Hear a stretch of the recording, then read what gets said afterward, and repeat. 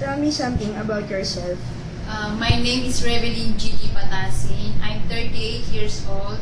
I have 3 children, 12, 11, and 4 years old.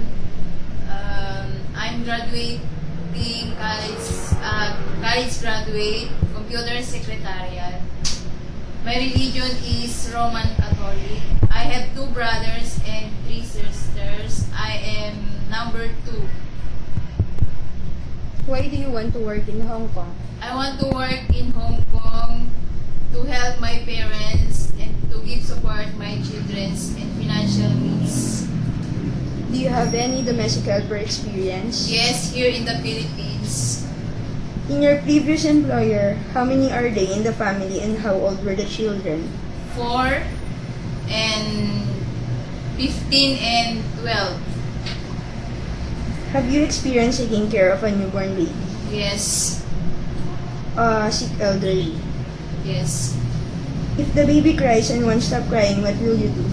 I feed the baby and I will check the baby why is crying and I will check the temperature. What is your main duty in the house? Give some details about your work. Washing clothes, cleaning the house, cooking. Is it okay if your employer won't give you a Sunday off? Yes. Do you have an allergy in any kind of medicine, food, or detergent? No. Are you afraid of pets? No. Are you prepared to follow your employer's rules and regulations? Yes.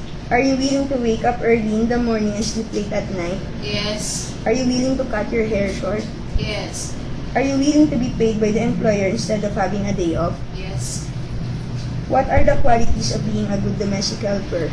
As a domestic helper, I'm diligent, trustworthy, honest, and faithful.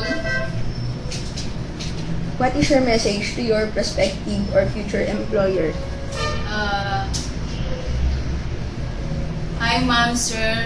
If you choose me as a domestic helper, I will do my best and I will do my duties and responsibilities and regulations. And thank you that I will. Thank you. Can you give us your best smile?